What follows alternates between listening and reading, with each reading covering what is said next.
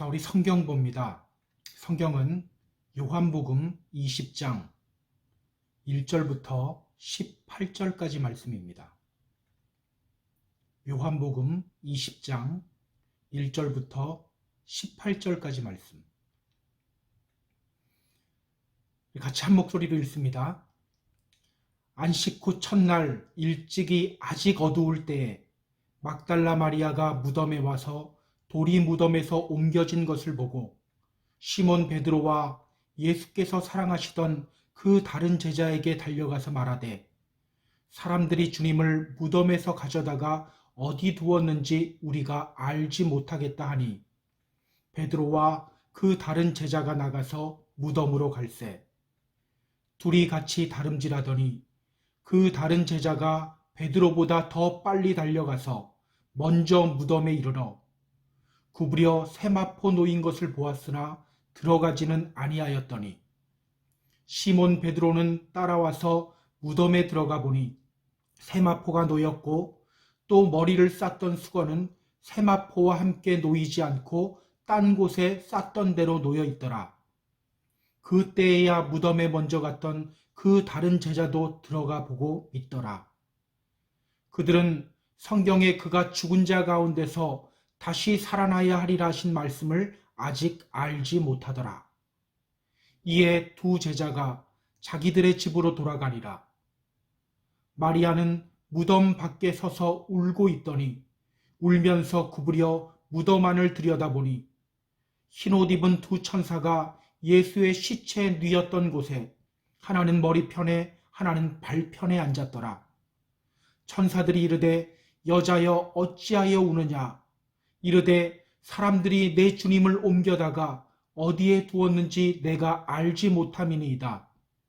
이 말을 하고 뒤로 돌이켜 예수께서 서 계신 것을 보았으나 예수이신 줄을 알지 못하더라. 예수께서 이르시되 여자여 어찌하여 울며 누구를 찾느냐 하시니 마리아는 그가 동산지기인 줄 알고 이르되 주여 당신이 옮겼거든 어디 두었는지 내게 이르소서. 그리하면 내가 가져가리이다. 예수께서 마리아야 하시거늘 마리아가 돌이켜 히브리 말로 라보니 하니 이는 선생님이라는 말이라. 예수께서 이르시되 나를 붙들지 말라. 내가 아직 아버지께로 올라가지 아니하였노라. 너는 내 형제들에게 가서 이르되 내가 내 아버지 곧 너희 아버지 내 하나님 곧 너희 하나님께로 올라간다 하라 하시니 막달라 마리아가 가서 제자들에게 내가 주를 보았다 하고 또 주께서 자기에게 이렇게 말씀하셨다 이르니라. 아멘. 오늘은 부활주일입니다. 우리 다 같이 이렇게 선포했으면 좋겠어요. 저를 따라해 보세요. 우리 주님은 사망 권세를 이기고 부활하셨습니다. 우리 주님은 사망 권세를 이기고 부활하셨습니다. 여러분, 우리 주님은 사망 권세를 이기시고 부활하셨습니다. 이 사실이 믿어집니까? 정말 믿어지나요? 어떤 사람들은 이렇게 말해요. 예수는 십자가 위에서 죽은 것이 아니라 잠시 기절했을 것이다. 죽은 사람은 절대로 다시 살아날 수 없다. 부활은 꾸며낸 이야기다. 부활은 비과학적이며 불가능한 것이기 때문에 예수님의 부활을 믿지 않아요. 그런데 여러분, 이 세상에 과학적으로 설명할 수 없는 일들이 얼마나 많이 일어납니까? 때문에 비과학적이기 때문에 부활을 믿을 수 없다는 주장은요, 설득력이 떨어져요. 또 어떤 사람들은 이렇게 주장해요. 예수의 제자들이 예수님의 시체를 훔친 후에 예수님이 부활했다고 거짓말한 것이다. 예수의 제자들이 의도적으로 사람 예수를 신격화한 것이다. 그러니 부활은 꾸며낸 이야기다. 사실 이 주장은요, 조금 설득력이 있는 것처럼 보여요. 그들이 이렇게 주장하는 이유는요, 각 복음서마다 부활 사건을 조금씩 다르게 기술하고 있기 때문입니다. 예를 들면요, 어떤 복음서에서는 2명의 천사가 나타났다고 하고요, 또 어떤 복음서에서는 1명의 천사가 나타났다고도 말합니다. 이런 차이점들을 근거로 그들은 주장해요. 이것이 바로 부활이 거짓이요 꾸며낸 이야기라는 증거다. 그런데 여러분, 그거 아세요? 사실은 그것이 바로 예수님이 부활했다는 증거예요. 여러분, 책에다 사인할 때 언제나 100% 똑같이 사인하십니까?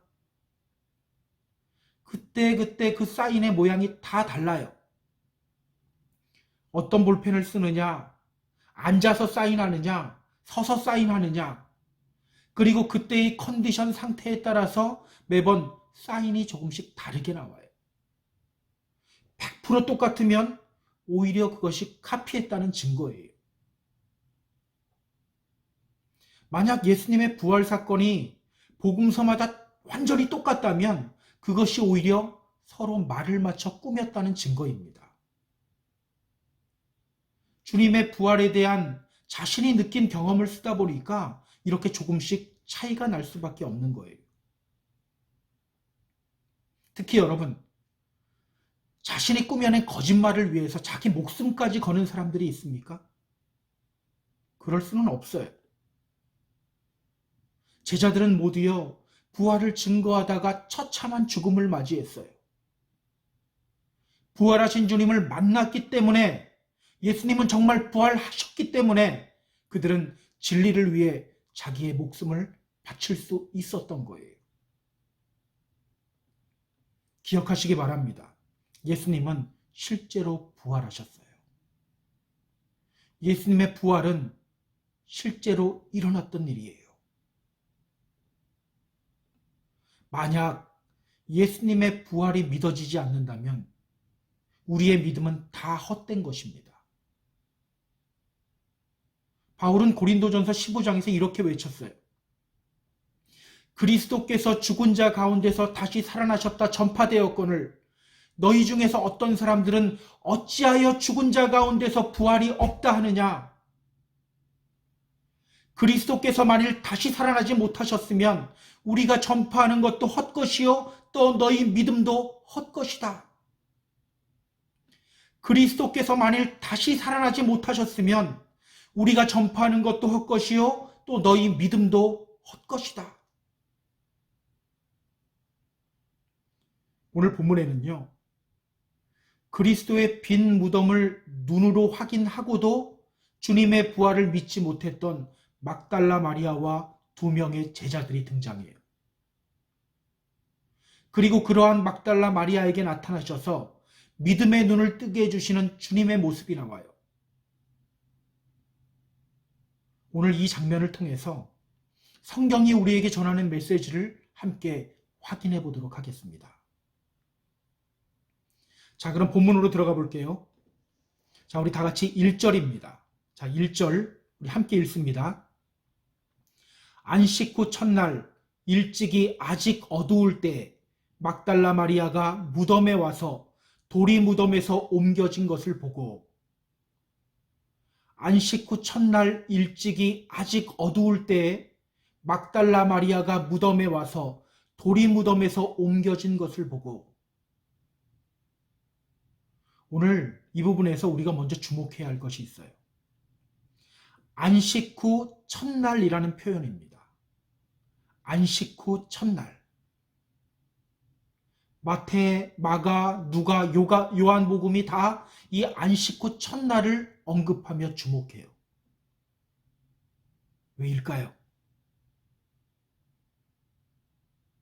여러분, 우리가 드리는 이 주일 예배의 기원이 뭔지 아세요? 이 주일 예배의 기원, 바로 예수님의 부활 사건이에요. 예수의 부활 사건. 초대교인들에게 이 주일은요, 작은 부활절이었어요. 그래서 그들은 안식 후 첫날에 부활하신 주님을 기억하며 주일에 떡과 포도주를 함께 나눴어요. 그렇게 안식 후 첫날에 부활하신 주님을 기억하며 예배하기 위해 시작된 것이 바로 우리가 지금 드리고 있는 이 주일 예배입니다. 오늘 우리가 이 사실을 꼭 짚고 넘어가야 하는 이유가 있어요. 어떤 사람들은요, 안식일을 지켜야 한다고 주장합니다. 그들은 이렇게 주장해요. 바울도 안식일 지켰습니다. 안식일에 회당 예배에 참석했습니다. 그러니 안식일을 지키는 것이 맞습니다. 분명 성경에는요, 바울이 안식일에 회당에서 가르치는 장면이 많이 나오죠. 그렇다고 안식일을 지켜야 한다고 하는 것은요, 하나만 알고 둘은 모르는 주장이에요. 바울이 안식일에 회당에 들어간 이유가 무엇입니까? 그들에게 복음 전하기 위해서예요. 바울도요, 주일 지켰어요.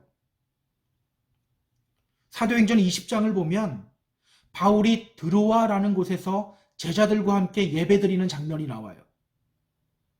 그때 이 장면을 성경은 이렇게 말해요. 그 주간의 첫날에 우리가 떡을 떼려 하여 모였더니 그 주간의 첫날에 우리가 떡을 떼려 하여 모였더니 그 주간의 첫날, 즉 안식 후 첫날인 주일을 가리켜요. 바울도요, 주일에 예배드렸어요. 기억하세요. 우리가 드리는 이 예배의 기원은 바로 예수님의 부활입니다. 매 주일이 그래서 부활절이 되어야 되는 거예요. 베드로도 사람들 앞에서 외쳤어요. 하나님이 죽은 자 가운데서 그를 살리셨으니 우리가 이 일의 증인이라. 주님의 증인된 삶을 살아가기 위해서 주일에 예배드렸던 거예요. 주님의 부활이 바로 우리 기독교의 핵심이라는 겁니다. 오늘 본문은요, 주님이 부활하신 날 새벽에 어떤 일이 일어났는지를 우리에게 소개하고 있어요. 주님이 부활하신 날 새벽, 예수님의 무덤을 향해 발걸음을 재촉하고 있는 여자가 있었어요. 바로 막달라 마리아입니다. 그녀는 원래 어떤 사람입니까? 7 귀신에 들려 고생하다가 예수님에 의해 고침받은 여자예요. 그런 그녀가 지금 아침 일찍 예수님의 무덤으로 향하고 있어요.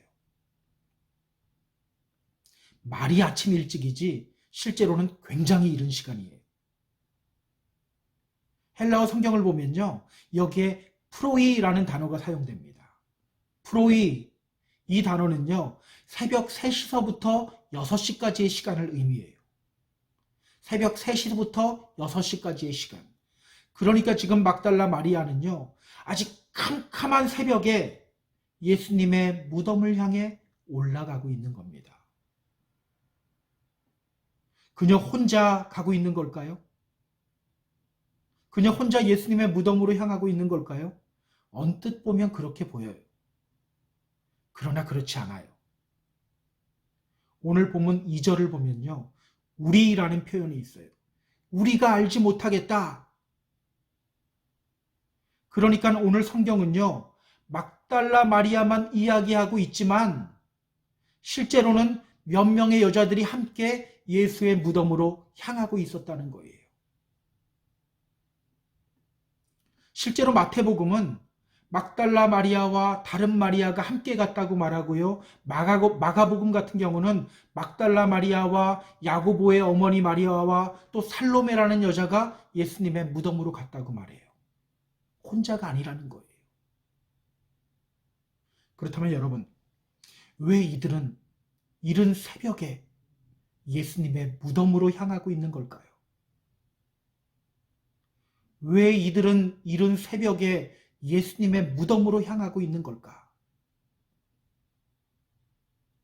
누가복음 24장 1절을 보면요, 이렇게 말해요.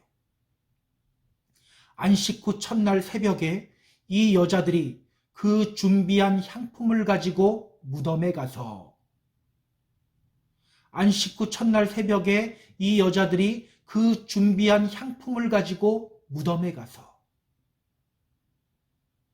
이들이 지금 예수님의 무덤으로 가고 있는 이유가 무엇입니까? 예수님의 시체에 향유를 바르기 위해서예요. 향유를 바르는 이유는요, 시체가 부패하면서 나는 냄새를 줄이기 위함입니다. 그런데 여러분, 성경을 자세히 읽으시는 분이라면 여기에서 이상한 점을 하나 발견해야 돼요. 그게 뭘까요? 우리 요한복음 19장 39절입니다. 요한복음 19장 39절 잠시 보세요. 일찍이 예수께 밤에 찾아왔던 니고데모도 모략과 침향 섞은 것을 100리트라쯤 가지고 온지라. 이에 예수의 시체를 가져다가 유대인의 장례법대로 그 향품과 함께 세마포로 쌌더라. 성경은요, 이미 예수님의 시체에 향품을 발랐다고 말해요. 아리마대 요셉이 빌라도에게 가서 예수님의 십체를 가져왔고 니고데모가 향료 100리트라 정도 되는 양을 가지고 왔다고 말해요. 이 100리트라는요, 한 33kg 정도 되는 매우 많은 양이에요. 그런데 오늘 이들은 또 향품을 준비해서 예수님의 무덤으로 가고 있는 겁니다. 서로 충돌이 되죠. 이것을 우리가 어떻게 이해해야 할까요? 이것을 우리가 어떻게 이해해야 할까? 예수님이 돌아가신 때는요, 늦은 오후예요. 조금 후면 안식일이 시작돼요. 사실 세마포에 일일이 향유 적셔서 시신을 감싸는 것은요, 상당한 시간이 걸리는 일이에요. 그러나 시간이 많지 않았죠. 조금 후면 안식일이 시작되고 안식일이 되면 시체 만지는 일을 해서는 안 돼요. 그러다 보니 그들은 어쩔 수 없이 시간에 쫓겨 황급히 시신을 수습했을 거예요. 그래서 오늘 그녀들은 다시 예수님의 무덤으로 향하고 있는 겁니다. 안식일이 끝나자마자 예수님의 무덤을 향해 다시 가고 있는 거예요. 예수님의 장례를 정성스럽게 마무리하기 위함입니다. 자, 그럼 이 예수님의 무덤에서 어떤 일이 벌어졌는지 한번 볼까요? 성경은 말해요. 안식 후 첫날 일찍이 아직 어두울 때 막달라 마리아가 무덤에 와서 돌이 무덤에서 옮겨진 것을 보고, 돌이 무덤에서 옮겨진 것을 보고, 무덤에 도착했는데 어떤 일이 벌어져 있었어요? 무덤을 막은 돌이 옆으로 옮겨져 있었어요. 장정 여러 명이 굴려야 겨우 옮길 수 있는 무덤 문이 이미 열려져 있었던 거예요. 이제부터 우리가 성경을 더 주목해야 합니다. 자, 이때 여자들이 보인 반응이 뭡니까? 이때 이 여자들이 어떤 반응 보였어요? 자, 2절 보세요. 시몬 베드로와 예수께서 사랑하시던 그 다른 제자에게 달려가서 말하되, 사람들이 주님을 무덤에서 가져다가 어디 두었는지 우리가 알지 못하겠다 하니. 예수님의 무덤에 돌이 옮겨진 것을 본 그녀들이 보인 반응이 뭐예요? 가장 먼저 베드로와 또 한 제자에게 달려가요. 여기서 그 다른 제자에 대해서 성경이 이렇게 말해요. 예수께서 사랑하시던 그 다른 제자. 예수께서 사랑하시던 그 다른 제자. 누구를 가리킬까요? 바로 사도 요한을 가리켜요. 그러니까 예수님의 무덤에 돌이 옮겨진 것을 본 그녀들은 가장 먼저 베드로와 요한에게로 달려간 거예요. 그리고 이렇게 말합니다. 사람들이 주님을 무덤에서 가져갔습니다. 주님의 시체가 어디 있는지 알 수가 없습니다. 지금 그녀들의 마음이 어떤 것 같아요? 어떤 것 같습니까? 지금 그녀들의 마음은요, 매우 슬퍼요. 몇 년 전 한국에서 세월호 사건이 있었죠. 고등학생들이 수학여행을 가다가 배가 침몰되어서 모두 바닷속에 가라앉았어요. 이때 세월호 사건으로 자식을 잃은 한 아버지의 외침이 아직도 귓가에 생생해요. 이 아버지의 딸은 아직도 차가운 바닷속에 있어요. 딸의 시신을 찾지 못했어요. 이 아버지가 이렇게 외쳐요. 제발 딸의 시신이라도 찾았으면 좋겠습니다. 뼈 조각 하나만이라도 찾았으면 좋겠습니다. 지금 이 여자들의 심정이 바로 그와 같아요. 그런데 여러분, 오늘 이렇게 슬퍼하고 있는 막달라 마리아의 모습이 여러분 눈에는 어떻게 보입니까? 여러분은 이 모습이 어떻게 보이세요? 주님을 향한 그녀의 마음이 참 애틋해 보입니까? 물론 그녀는 주님을 정말 사랑했던 사람이에요. 그런데요, 우리가 이것만 본다면 오늘 우리는 성경을 제대로 이해하지 못하게 돼요. 여러분, 예수님의 무덤에 돌이 굴려져 있는 것을 보았을 때 막달라 마리아가 외쳤어야 하는 말이 무엇입니까? 이때 막달라 마리아가 무엇을 외쳐야 합니까? 할렐루야, 우리 주님이 부활하셨습니다. 바로 이거 아닙니까? 할렐루야, 우리 주님이 부활하셨습니다. 우리 주님은요, 이미 부활에 대해서 여러 차례 말씀하셨어요. 한두 번만 말씀하신 것이 아니에요. 여러 차례 말씀하셨어요. 특히 요한복음 10장에서 우리 주님은 또 이렇게 말씀하셨어요. 나는 목숨을 버릴 권세도 있고 다시 얻을 권세도 있다. 그런데 지금 그녀는 무엇을 하고 있습니까? 그냥 슬퍼만 하고 있어요. 부활하실 것이라는 주님의 말씀이 생각조차도 나지 않아요. 오늘 우리는요, 이 장면을 보면서 안타까워해야 돼요.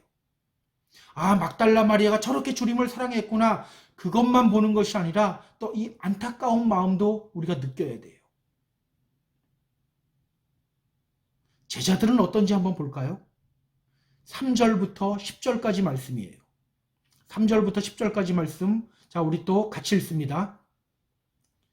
베드로와 그 다른 제자가 나가서 무덤으로 갈새 둘이 같이 다름질하더니 그 다른 제자가 베드로보다 더 빨리 달려가서 먼저 무덤에 이르러 구부려 세마포 놓인 것을 보았으나 들어가지는 아니하였더니 시몬 베드로는 따라와서 무덤에 들어가 보니 세마포가 놓였고 또 머리를 쌌던 수건은 세마포와 함께 놓이지 않고 딴 곳에 쌌던 대로 놓여 있더라. 그때에야 무덤에 먼저 갔던 그 다른 제자도 들어가 보고 믿더라. 그들은 성경에 그가 죽은 자 가운데서 다시 살아나야 하리라 하신 말씀을 알지 못하더라. 이에 두 제자가 자기들의 집으로 돌아가니라. 여자들로부터 예수님의 시체가 없어졌다는 것을 들은 후에 베드로와 요한은 무엇을 하죠? 먼저 예수님의 무덤을 향해 달려가요. 그리고 여자들의 말대로 예수님의 시체가 없어진 것을 확인해요. 오늘 성경을 보면요, 요한이 베드로보다 달리기를 더 잘했던 것 같아요. 요한이 먼저 무덤에 도착합니다. 그리고 무덤 안을 살펴요. 성경은 이렇게 말하죠. 구부려 세마포 놓인 것을 보았으나 들어가지는 아니하였더니. 여기서 구부리다 라는 말은요, 파라킵토라는 헬라어 단어예요. 파라킵토. 이 말은요, 무언가를 자세히 보려고 허리를 굽히는 자세를 의미해요. 뭔가를 자세히 보려고 허리를 굽히는 자세. 그러니까 요한은요, 무덤 안을 대충 본 것이 아니에요. 자세히 살펴본 거예요. 베드로는 어떻게 했습니까? 성격이 급한 베드로는요, 무덤에 도착하자마자 그냥 곧바로 무덤 안으로 직행해버려요. 그리고 그 무덤 속에서 예수님을 쌓았던 세마포만 있고 예수님의 시체가 없어진 것을 확인합니다. 베드로는요, 더 자세히 살펴본 거예요. 그렇다면 여러분, 이제 이 두 제자가 선포해야 할 외침이 무엇입니까? 할렐루야! 우리 주님이 부활하셨다! 주님이 말씀하신 대로 정말 부활하셨다! 이렇게 외쳐야 되는 거예요. 그런데 그들은 어떻게 합니까? 10절은 이렇게 말해요. 이에 두 제자가 자기들의 집으로 돌아가니라. 이에 두 제자가 자기들의 집으로 돌아가니라. 그들은 힘없이 터벅터벅 걸어서 자기 숙소로 돌아갑니다.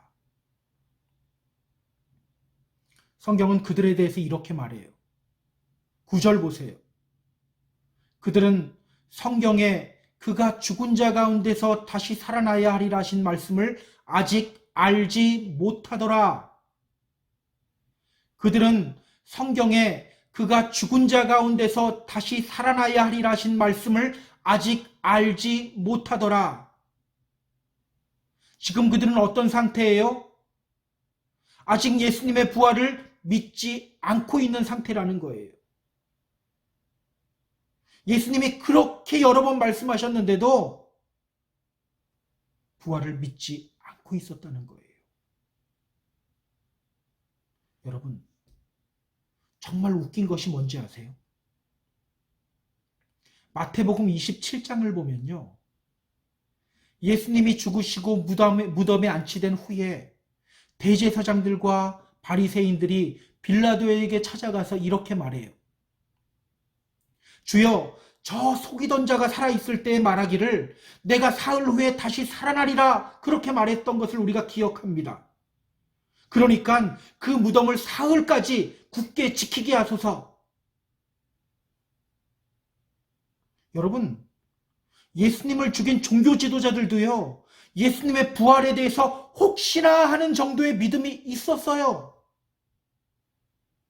그런데 정작 예수님과 함께하며 예수님으로부터 말씀을 들은 제자들과 여자들은 어때요? 혹시나 하는 마음조차도 없었던 거예요. 참 안타까운 모습이죠. 여러분, 성경은 왜 이런 안타까운 장면을 우리에게 보여주고 있는 걸까요? 주님의 부활을 이야기하면서 성경은 왜 이 안타까운 장면을 우리에게 보여주고 있는 걸까? 실제로 많은 사람들이 주님 사랑한다고 하면서도 부활을 믿지 않고 있음을 우리에게 알려주려고 하는 거예요. 주님을 믿는데 부활을 믿지 않는 경우가 많다는 것을 우리에게 알려주고 있는 거예요. 여러분, 다시 한번 묻습니다. 주님이 부활하셨다는 사실이 믿어집니까? 정말 믿어지세요? 이 물음에 우리는 주저하지 않고 아멘이라고 대답해요. 그렇게 큰 소리로 아멘 하면서 그래 나는 주님의 부활을 믿는 사람이야 이렇게 생각해요. 그러나 기억하세요. 그렇게 한다고 주님의 부활을 믿는 것이 아닙니다. 크게 아멘이라고는 하는데 실제로는 주님의 부활을 믿지 않는 경우가 아주 많아요. 오늘 우리는요, 내가 정말 주님을 믿고 있는지, 주님의 부활을 믿고 있는지 한번 점검해 봐야 합니다. 나는 정말 주님의 부활을 믿고 있는가? 여러분, 내가 정말 주님의 부활을 믿는지 믿지 않는지 어떻게 알 수 있을까요? 어떻게 알 수 있을까요?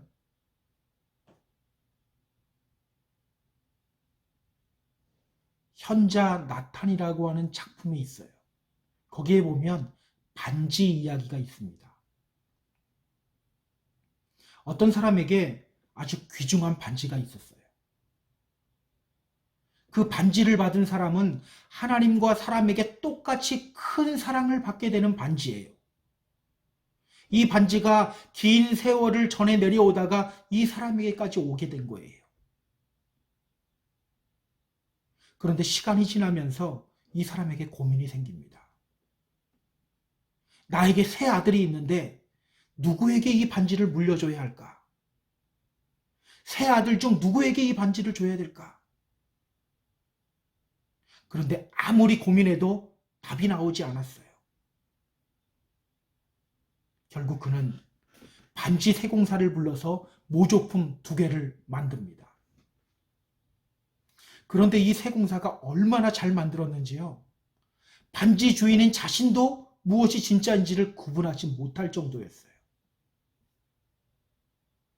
그렇게 그는 세 아들에게 각각 반지를 물려주고 세상을 떠나요.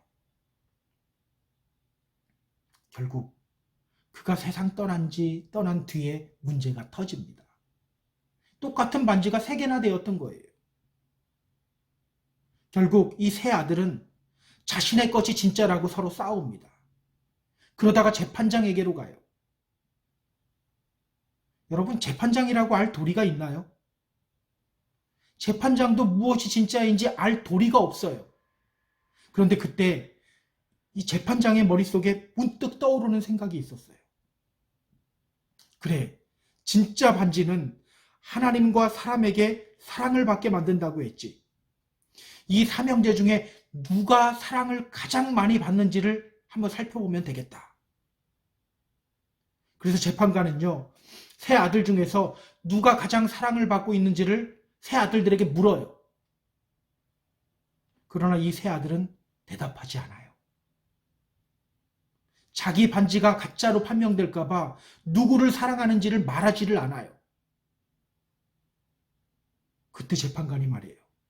그렇다면 너희가 끼고 있는 반지 3개 다 가짜다.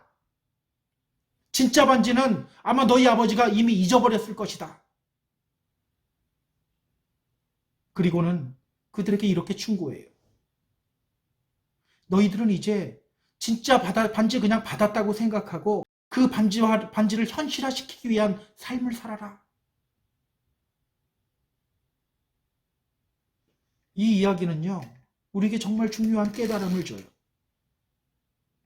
여러분, 내가 부활을 믿는지 믿지 않는지 무엇을 보면 알 수 있습니까? 나의 삶을 보면 알 수 있어요.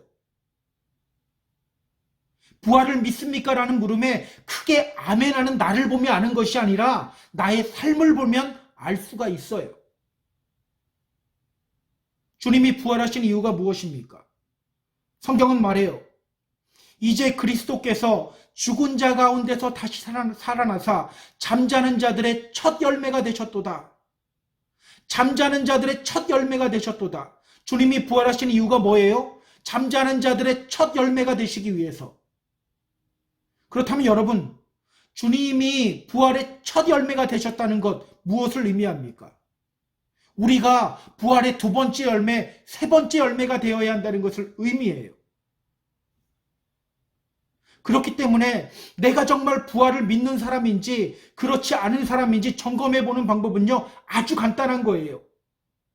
아멘 크게 하느냐가 아니라 나도 부활을 경험하고 있는가? 이전 것은 지나가고 정말 새 사람이 되었는가? 이것을 보면 되는 거예요. 주님의 부활을 믿습니까? 라고 물으면 크게 아멘이라고 대답은 하는데, 그럼에도 불구하고 여전히 내 마음속에 주님이 주시는 기쁨과 평안이 없다면 나는 주님의 부활을 믿는 사람 아니에요. 주님의 부활을 믿는다고 자신 있게 말함에도 불구하고 늘 좋지 않은 생각을 품고 다른 사람 흉보고 거짓말하고 누군가의 말 한마디에 밤새도록 잠도 못 자고 자기 자신을 스스로 괴롭히는 삶을 살아간다면 그 사람은 부활을 믿는 사람 아니에요. 어떻습니까? 여러분은 지금 정말 부활이 믿어지는 삶을 살아가고 있나요? 부활이 여러분 안에서 정말 믿어지게 되는 역사를 경험하는 저와 여러분이 되기를 주님의 이름으로 소망합니다. 그렇다면 여러분, 우리는 어떻게 주님의 부활을 믿는 사람이 될 수 있을까요? 어떻게 주님의 부활을 믿는 사람이 될 수 있을까? 제가 부활을 믿어야 한다고 하면서 계속 이런 질문을 드렸어요. 주님의 부활이 믿어지십니까? 부활을 믿습니까? 라고 질문하지 않고 부활이 믿어집니까? 라고 질문을 했어요. 제가 이렇게 질문을 던지는 이유가 있어요. 사실은 믿는 것이 아닙니다. 믿어지는 거예요. 믿어지는 거예요. 오늘 우리는요, 그것을 본문을 통해 확인하게 됩니다. 자, 11절서부터 15절까지를 먼저 우리 함께 읽도록 하겠습니다. 11절서부터 15절까지 같이 읽습니다. 마리아는 무덤 밖에 서서 울고 있더니 울면서 구부려 무덤 안을 들여다보니 흰옷 입은 두 천사가 예수의 시체에 누웠던 곳에 하나는 머리편에 하나는 발편에 앉았더라. 천사들이 이르되 여자여 어찌하여 우느냐? 이르되 사람들이 내 주님을 옮겨다가 어디 두었는지 내가 알지 못함이니이다. 이 말을 하고 뒤로 돌이켜 예수께서 서 계신 것을 보았으나 예수이신 줄은 알지 못하더라. 예수께서 이르시되 여자여 어찌하여 울며 누구를 찾느냐 하시니 마리아는 그가 동산직인 줄 알고 이르되 주여 당신이 옮겼거든 어디 두었는지 내게 이르소서 그리하면 내가 가져가리이다. 시체가 없어졌다고 생각한 막달라 마리아는요, 슬피 울면서 무덤으로 다시 가요. 그리고 무덤 안을 들여다봅니다. 그런데 거기에 누가 있어요? 천사 2명이 있어요. 천사들이 그녀에게 물어요. 여자여 어찌하여 우느냐? 그녀가 대답합니다. 주님의 시체가 없어져서 이렇게 울고 있습니다. 그리고 그녀가 몸을 돌리는 순간 거기에 누가 있습니까? 부활하신 예수님께서 계셨어요. 이번에는 예수님이 그녀에게 물어요. 여자여 어찌하여 우느냐? 누구를 찾고 있느냐? 마리아는 그 사람이 동산 관리인이라고 착각해요. 그리고 예수님께 이렇게 말해요. 주여, 만약 당신이 예수님의 시체를 옮겼다면 어디 두었는지 저에게 좀 알려주세요. 안타깝게도 그녀는 예수님이 자기 앞에 있는데도 예수님을 알아보지 못해요. 여러분, 이것이 우리 인간이에요. 그렇게 예수님을 사랑했던 막달라 마리아도 예수님을 알아보지 못해요. 그런데 우리가 믿겠다고요? 굳건히 결심해서 믿겠다고요? 아니에요. 믿어지는 것이 맞는 거예요. 믿어지는 것. 자, 그럼 오늘 본문 16절 보시기 바랍니다. 예수께서 마리아야 하시거늘 마리아가 돌이켜 히브리 말로 라보니 하니 이는 선생님이라 하는 말이라. 예수님이 앞에 계셔도 예수님을 알아보지 못하자 예수님이 그녀의 이름을 부르셔요. 마리아야, 마리아야. 평소에 그녀를 부르시던 그 부드러운 음성으로 그녀의 이름을 부르셔요. 마리아야. 그 순간 어떤 일이 일어납니까? 그녀는 그 음성이 예수님의 음성이라는 걸 깨닫게 돼요. 아, 나를 부르시던 예수님의 음성이구나. 예수님 죽으신 것이 아니구나. 말씀대로 부활하셨구나. 그렇게 그녀는 눈이 떠져서 부활하신 예수님을 보게 됩니다. 정말 감동적인 장면이에요. 그런데 여러분, 여기서 우리가 한 가지 생각해 봐야 할 것이 있어요. 제자들이 무덤에 왔다가 돌아간 후에 천사들이 짠 하고 나타난 걸까요? 그렇게 천사들이 나타난 후에 또 예수님이 짠 하고 막달라 마리아 앞에 나타난 걸까요? 그렇지 않아요.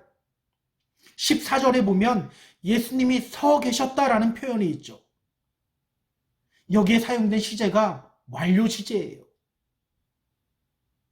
그러니까 예수님은요, 갑자기 짠 하고 나타난 것이 아니라 아까부터 거기에 계셨던 거예요. 이전부터 거기에 계셨던 거예요. 그녀가 보지 못했을 뿐이고 제자들이 보지 못했을 뿐이에요. 그렇게 자신을 보지 못하는 그녀의 눈과 귀를 예수님이 열어주신 거예요. 그래서 이 장면이 감동적인 거예요. 이 부분을 묵상하면서 떠오르는 찬양이 있어요. 내 이름 아시죠? 라는 찬양입니다. 나를 지으신 주님, 내 안에 계셔. 처음부터 내 삶은 그의 손에 있었죠. 내 이름 아시죠? 내 모든 생각도, 내 흐르는 눈물 그가 닦아주셨죠. 기억하세요. 우리 주님은 선한 목자입니다. 선한 목자가 자신의 양들을 하나하나 다 알듯이 우리 주님은 우리를 다 알고 계셔요. 우리가 고통 속에서 몸부림칠 때, 우리가 슬픔의 눈물 흘릴 때 우리 주님은 우리를 다 아시고 우리의 이름을 불러주십니다. 단순히 위로하기 위함입니까? 아니에요. 주님의 부활을 정말로 믿고 우리로 하여금 부활을 체험하게 하기 위해서입니다. 그 주님을 향한 우리의 눈과 귀가 띄어지는 역사가 오늘 우리 가운데 일어나게 되기를 주님의 이름으로 소망합니다. 이제 말씀을 정리할게요. 여러분, 우리가 주님의 음성 듣고 주님 바라보게 되면요, 우리의 삶이 변하게 돼요. 부활의 삶을 살아가게 돼요. 모세야 모세야라고 부르시는 하나님의 음성 듣고 모세는 이스라엘의 위대한 지도자로 변해요. 사울아 사울아 이 음성 듣고 그리스도를 핍박하던 청년 사울이 바울이 되어서 복음을 위해 헌신하는 사람이 돼요. 주님께서는 오늘도 우리의 이름을 부르시고 계십니다. 우리의 이름을 부르시고 우리를 부활의 삶으로 인도하십니다. 우리가 아무리 깊은 절망의 늪에 빠져 있다 하더라도, 우리가 아무리 죄악 속에서 뒹굴고 있다고 하더라도 우리 주님은 우리 잊지 않으시고 우리의 이름을 부르시고 계십니다. 그 주님의 부르심에 우리의 눈과 귀가 뜨였으면 좋겠어요. 우리를 불러주시고 우리에게 믿음을 주시는 주님을 정말로 바라보는 저와 여러분이 다 되었으면 좋겠습니다. 그 부활신앙으로 말미암아 고난이 영광으로 바뀌고 슬픔이 기쁨으로 바뀌게 되는 부활의 삶을 경험하게 되는 저와 여러분이 다 되기를 주님의 이름으로 축복합니다. 우리 같이 기도하겠습니다. 하나님, 이 부활절을 맞이하여서 우리가 우리 자신을 다시 한번 점검합니다.